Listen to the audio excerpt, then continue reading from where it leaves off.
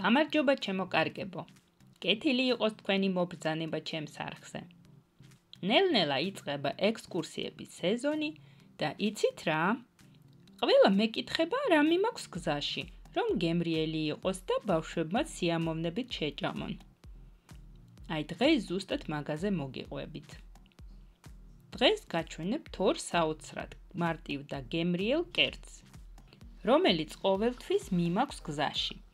პატარა სოსისები ფაფუქ ცომში, ბავშვების ფავორიტია და კარტოფილის ღვეზელები, ფუმფულა, ოქროსფერი და უგემრიელესი. თან არ მოგიწევთ სათითაოდ შეწვა. ცომიც მარტივია, მაგრამ უფრო ბევრ ინგრედიენტს შეიცავს, ვიდრე ვთქვათ პიცის ცომის რეცეპტი. უგემრიელესი გამოდის ორივე. უბრალოდ პიცის ცომის რეცეპტით უფრო ბიუჯეტური ვარიანტი გამოდის. არჩევანი თქვენზეა. ვიდეოს ნახავთ აღწერილობაშიც. სანამ დაიწყებთ ცომს, მოხარშეთ სოსისები ინსტრუქციის მიხედვით. მე რძიან სოსისებს ვიყენებ და გააციეთ ცივ წყალში. თქვენ შეგიძლიათ შეზილოთ ცომი ხელებით, დიდ პლანეტარულ მიქსერში, ან იმ ტექნიკის მეშვეობით, რომელსაც ხმარობთ. ჩავასხათ თბილ რძეში 220 გრამი რძე, 1 სუფრის კოვზი შაქარი და 40 გრამი ბრიკეტის ცოცხალი საფუარი. კარგად ავურიოთ, რომ ყველა ინგრედიენტი კარგად გაიხსნას. დავუმატოთ 80 გრამი კარაქი, მე ვიყენებ ერბოს და ვაკეთებ ნახევარს, ვიდრე ეკუთვნის რეცეპტის მიხედვით.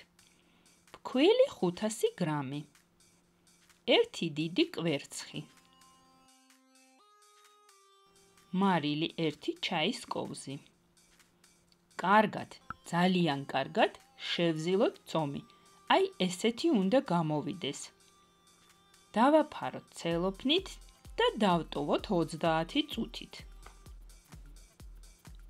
სანამ ცომი ფუშფუშდება, გავასუფთავოთ სოსისები ცელოფნისგან და მოვამზადოთ კარტოფილის ღვეზელების შიგ-თავს. ამისთვის მოვხარშოთ კარტოფილი, შევწვათ გემრიელ ოქროსფერამდე ხახვი და გავაკეთოთ პიურე. ოღონდ არ დაამატოთ წყალი საერთოდ, თორემ მერე ღვეზელი დაიშლება და შიგ-თავსი გამოვა.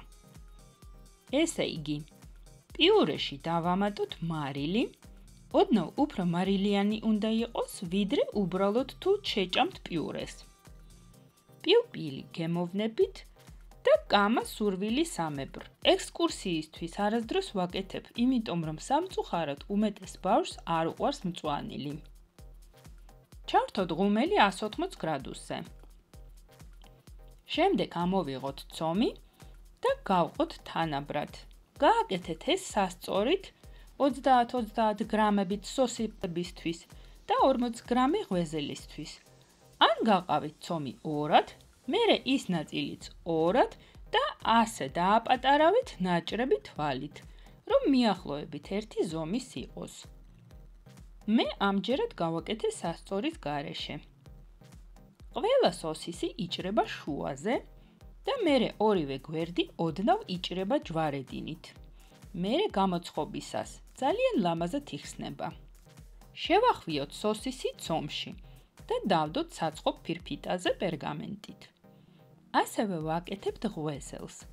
დააკვირდით ვიდეოს. შიგ-თავს ბევრს ნუ დადებთ. გასკდება ღვეზელი და არც ნაკლები დადეთ, არ იქნება ისეთი გემრიელი. მაგას მიხვდებით თანდათან. მიეცით ოვალური ფორმა და ასე გააგრძელეთ, სანამ გაქვთ ცომი. ლამაზი ფერისთვის წავუსვათ კვერცხი. კარგად აურიეთ და სილიკონის ფუნჯით ან პირდაპირ თითებით წაისვით ყველა მხარედან ღვეზელები და სოსისის ცომები. წავიღოთ ღუმელში 180 გრადუსზე ზედა ქვედა წვა, სადღაც 20-30 წუთით. გააჩნიათ თქვენ ღუმელს. კარგი ფერი უნდა დაედოს ცომს. ნახეთ რა გამოვიდა. ასევე თუ მიგაქვთ ექსკურსიაზე, რომ სრულიად გაცივდება, შეფუთეთ საკვებ ცელოფანში. წარმოიდგინეთ, გზაში ყველაფერს ეხება ბავშვი.